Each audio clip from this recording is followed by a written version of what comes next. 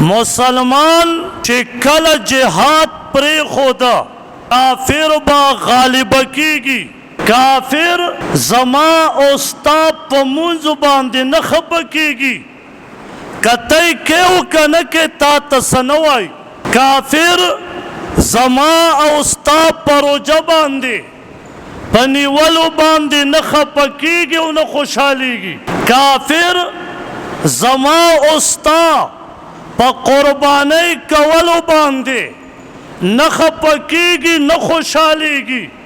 د دین غټ کارونه دي چې دا په مونږ او تاسو باندې فرض دي. زکات چې مومن مسلمان ورکوي او که نه ورکوي، کافر پې نه خوشحالیږي نه پې خپه کیږي.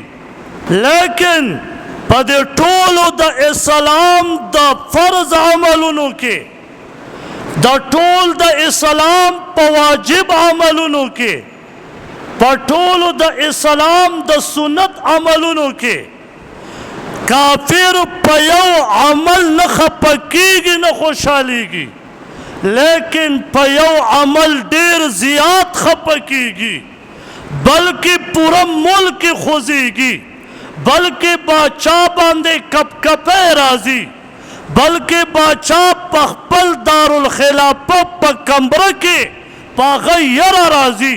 هغه صرف او صرف جهاد دی.